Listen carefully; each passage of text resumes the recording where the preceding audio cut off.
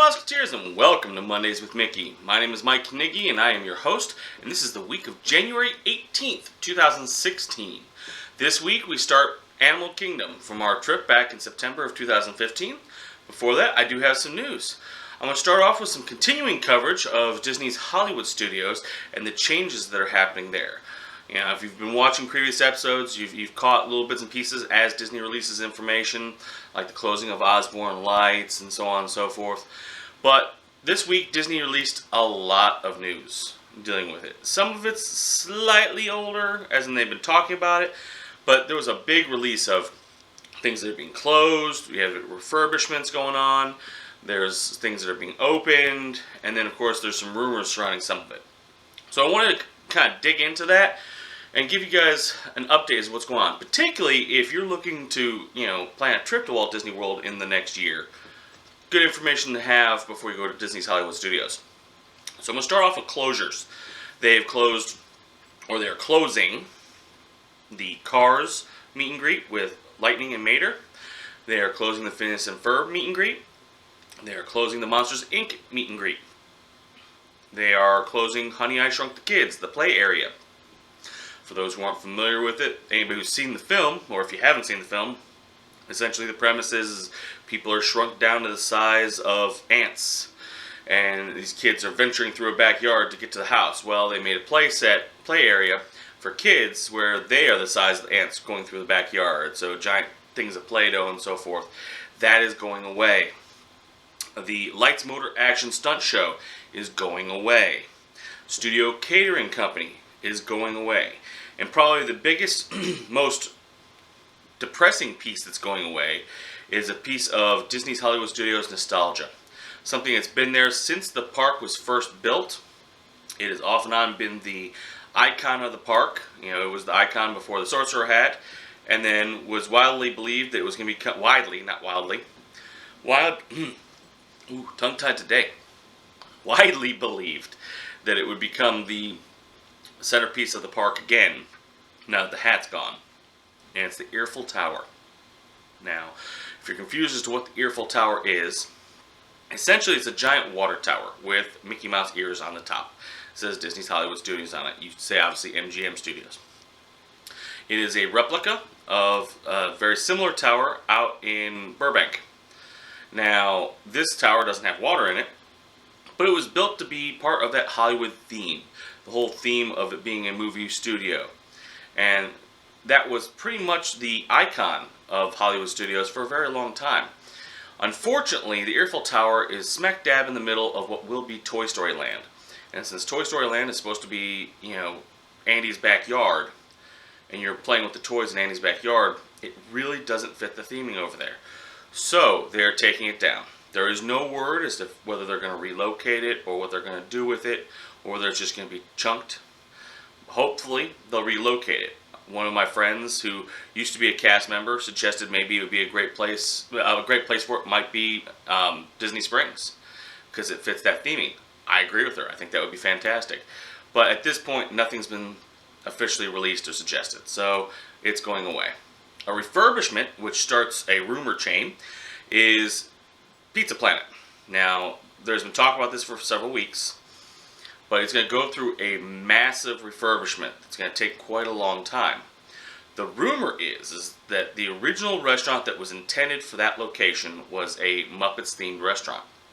And with the Muppets 3D show right next door to Pizza Planet, it made sense. The rumor is that this long refurb time is because they're going to completely gut it and turn it into a Muppets-themed restaurant.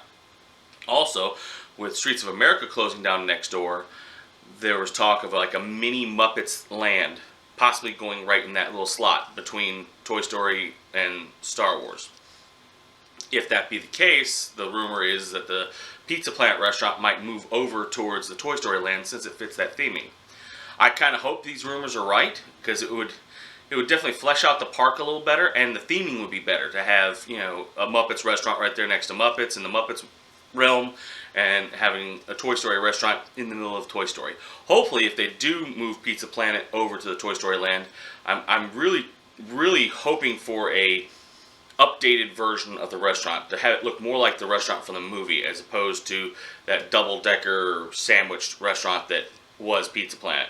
So we'll see what happens. Again, a lot of rumors right now. It's nothing really confirmed. So let's go on to some additions. Things are actually coming to Disney's Hollywood Studios.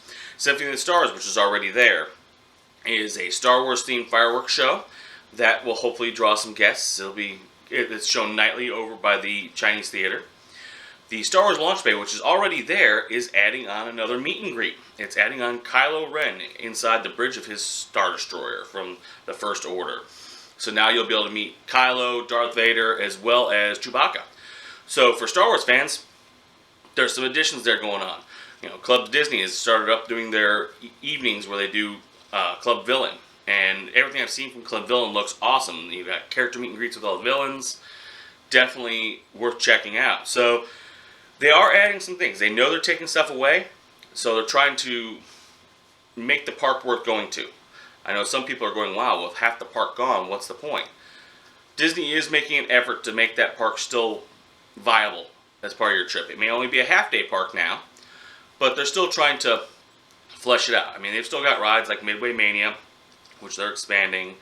They did a special dinner package over at Hollywood and Vine for Minnie Mouse, doing like a movie premiere type night thing.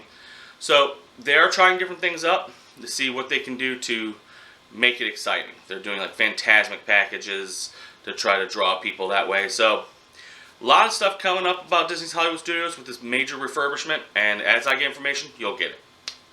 I am going to move on to some, I should say negative news, I should say disappointing news to hear. Everyone anybody who's been in the media, watching news, on Facebook, Twitter, anywhere, you have seen this long string of deaths over the last 2 weeks.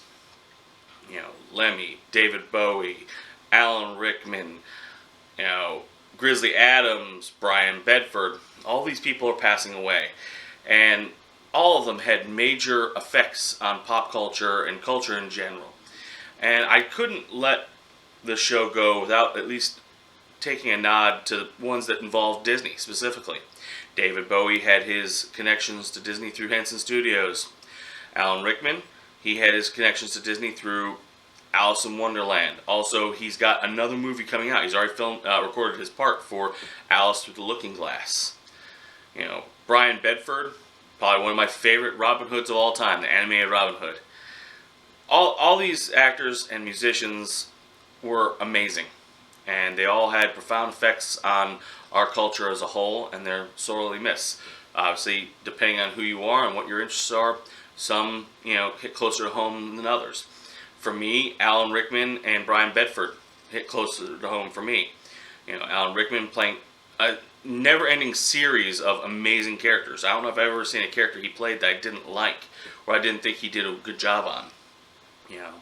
Starting with Hans Gruber was the first time I ever saw him as a bad guy in Die Hard. You've got the Sheriff of Nottingham from Prince of Thieves. Fantastic actor.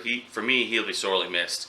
Brian Bedford, I know he's had a storied career as well, but I will always know him as Robin Hood from Disney. The animated Robin Hood. I still whistle and hum the songs from that cartoon. It's one of my favorite cartoons of all time.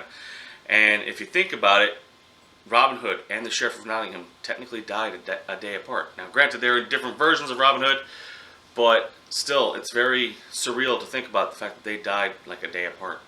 Another surreal thing to point out is that David Bowie and Alan Rickman both died under the exact same circumstances. They're both the same age, and they both died from cancer. So, very, very depressing couple weeks when it comes to all these people we've lost. Hopefully this will calm down and we won't lose anybody else in the near future. But I definitely want to take a moment and at least comment on this because it's a major, couple weeks in culture. And, I couldn't just do a show and not comment on it. So, with all that, out of the way and done with, I'm going to have you guys watch a video. It's got some pictures and a couple of little small videos in it dealing with Disney's Animal Kingdom from our trip back in September of 2015. Take a look at that, and we'll be right back.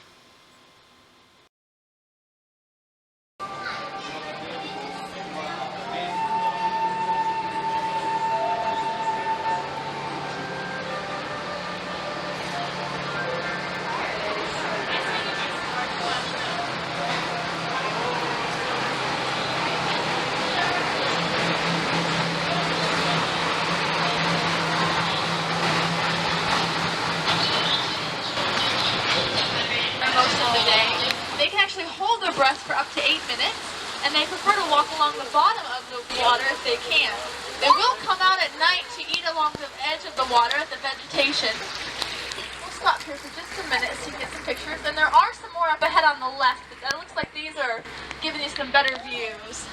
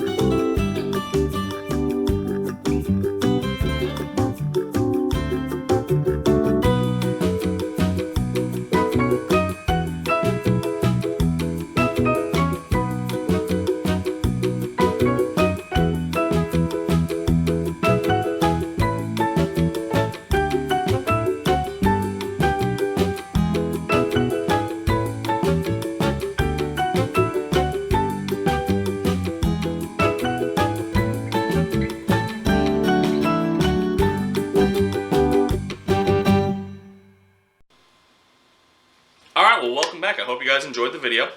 I'm going to go ahead and get into the nitty-gritty here of Animal Kingdom. We only did one day, so this will be a one-episode thing for Animal Kingdom, and then we'll move on. So I'm going to start off with the food. We did like a breakfast type deal at Kusafiri Coffee and Bakery. I got the elephant ear pastry, which is like this big. It's huge. My son got cereal. Daughter and wife both got, I believe, pastries. Really tasty. It's light. It's also kind of in a weird location in Animal Kingdom, so it was really slow, but well worth it. And actually, once we got our pastries, once I got my elephant ear and all that, as I looked at the menu and just ordered, I actually looked on their back wall and saw the broad variety of pastries they have, and they have some phenomenally looking, tasty treats in there. So my suggestion is, yeah, look at the menu before you go up. But before you place the order, look behind the cashier at the wall where they have the pastry racks and see what they have on those racks, because some of the stuff that's on those racks you wouldn't necessarily realize if you just looked at the menu. But the stuff that we did get, we loved, we enjoyed. It was, like I said, it was quick, it was easy, and the restaurant was dead. Like I said, it's an outdoor type thing. You go up to the window, you order, and there's like tables and stuff off to the side. And it's kind of in a weird location, so it's off the beaten path, so you don't have to worry about dealing with tons of people around you. It was good. It was really good for us, to get a start to our day. Now, if you do get your free water with them, just a heads up, it is Florida water. Just a warning. Thought I'd let you know. But water is important in Florida, so stay hydrated. The next restaurant we ate at was a restaurant that we returned to, which was Tusker House. Tusker House, our last trip to Walt Disney World, was our favorite meal of the entire trip. So we're like, absolutely, we're going to do this again. I have to say, I was disappointed with this visit. Now, I don't know if it was fully Tusker House's fault, or whether it was the fact that my wife had lost her iPhone at that point, and I spent a good chunk of my time trying to find that iPhone. So I ate cold food, essentially. That said, I did go back up and get more food, but I will, it was colored by that loss of the iPhone situation. Which, by the way, incidentally, since I brought it up, we did get it back at the end of the day. It was found and ended up front. Apparently, I'm dropping stuff. It was found up front, and we were able to get it. But at the moment, when we first lost it, was right after we started eating at Tusker House, because my wife went to go take a picture of her food and couldn't find her phone. The food was okay. It just wasn't as my memory was, of the restaurant. It wasn't as good as I remembered. Again, it probably would have been better had we not lost the iPhone. I keep going back to that because I don't know if I'm judging it unfairly or whether I'm judging it, 100% fairly. So I have to throw it in there so you know that there is some serious conflict there. But overall, Tusker House, even though it was disappointing, it was still tasty. We still enjoyed it. This time around, the first time we went, there wasn't a character meet and greet going on. This time, there was. They've got the characters walking around visiting people at their tables. So you have Donald, Daisy, Mickey Mouse, and Goofy all coming to your tables and taking pictures with you. They were fantastic. They really helped take our mind off of what was going on, that situation with the phone. And they came around a couple times while we were there. So, definitely worth a visit. I've talked to other people, and everyone says that they love it. Obviously, our first visit, we adored it. So I'm going to say that it's definitely worth checking out and eating at. I'm just going to say that because of the circumstances, I think our visit this time around wasn't as good. So, still very tasty. I would highly recommend it to anybody. If you're curious about the kind of food they have, it's very international flavors. Things like hummuses. They have, type of shish kebab stuff. It's more of an eclectic menu. And it's a buffet. So, if you're looking to expand your palate and try different things, Tusker House is, even with this last visit, it's still worthwhile to check out. So I'm going to get on to the rides we rode. We started off with Kali River Rapids. I got a couple cool pictures from Kali River, which you probably saw there on the video. One of our favorite rides, my wife, we ride it. She gets soaking wet, and then you'll notice that she changes outfits. We were there one day, but she has two outfits on. Because after we got off and she was soaking wet, and that was the first ride of the day, she decided she needed to buy a dress because she needed to dry off. Dress worked out really well for her the rest of the day. But one of our favorite rides, early in the morning, it's very dead. In fact, we were like the only ones up there. So we loved it, really enjoyed it. We got a chance to try out the Maharaja Jungle Trek, which we had seen videos of, but the previous trip we hadn't done. Really enjoyed that. Loved seeing the animals. They were mostly all out. So, and Disney has cast members there to talk about the animals and give you some background on them. So that was a lot of fun. The Wildlife Express train, we took that out to the conservation station, Rafiki's Planet Watch. We did this the first time as well. We really enjoyed it. They've got things, they've got animals there to check out. You get to meet Rafiki while you're out there. There is a cool room where you can go in and hear the sounds of the rainforest, which is really cool because they basically black out the room and you just hear the sounds around you. It's a lot of fun. It's definitely, they got a petting zoo out there too. It's definitely for somebody who's into animals and research and nature. The conservation station is definitely worth checking out. If you're a fan of trains, riding the express out to the conservation station is worth checking out by itself. So that was a lot of fun. We really made a point to enjoy that. Kilimanjaro safaris, that's an every visit kind of thing. You gotta ride Kilimanjaro safaris. It changes up. Every time you ride it, it's different. You get different drivers. The paths are slightly different. The animals, wherever they are and what they're doing is different. Always worth checking out, especially if you love animals. Tough to be a bug inside the Tree of Life. I was so happy we rode this. My son, on the previous trip, had such a hard time with Dinosaur that he was freaking out on everything else after that. And he had a horrible time at It's Tough to Be a Bug the last time we did it. This time, however, it was not tainted by that experience. And we got to really enjoy It's Tough to Be a Bug. A lot of fun. It's a great show. If you're into the whole 4D theater things, well worth checking out. Their animatronics, particularly with the Hopper, are fantastic. and going down in the tree and looking at some of the posters and stuffs on the walls about upcoming shows and the big dung beetle ball thing. It's really cool. So if you're a fan of A Bug's Life, if you're a fan of 4D type shows, this is for you. You know, let's see. Next up, we did Dinosaur. I guess I just touched on Dinosaur. How in the last trip, Dinosaur messed my son up. My son decided to get over his fear, and he said, "I want to go ride Dinosaur." Now, for the last 2 years, 3 years, he's been, he would get cold chills if you mention Dinosaur. But he decided that he wanted to get over his fear, and he rode it with us, and he had a great time. He's a little older now, and because he's been through it once before, and we've watched the videos on YouTube about it, of the ride-throughs, he knew what to expect. It wasn't like it was a surprise. He enjoyed himself this time. He got a little nervous just before we got on the ride because, it was that moment of truth. But he manned up and he went right through it, and I was really proud of him. Dinosaur was a lot of fun this time around. The first time I enjoyed it, but I was dealing with the fact that my son was freaking out and terrified, and the trip was ruined. This time I got to really enjoy the ride for what it was, and it was a lot of fun. I really liked Dinosaur. I wish we had the Indiana Jones version out here because I'd love to see the Indiana Jones version. One day I'll get out to Disneyland and I'll check it out, but definitely Dinosaur. Keep in mind for little ones that it is a scary ride. But if you've got family members that don't mind adventure and don't mind dinosaurs and dark places, definitely worth checking out. It's very well themed, very well set up. You even get to see a replica skeleton of Sue, the T-Rex, when you get ready to walk in. So check it out. I liked it. I'm sure you guys will. The next ride I'm going to mention, I didn't get to ride. Now, my son, although he was braving new territories and getting over fears, there were certain things he just didn't do. And one of them was Expedition Everest. I have never been on Expedition Everest. My wife and daughter, the last 2 times we went, have gone on it a couple times.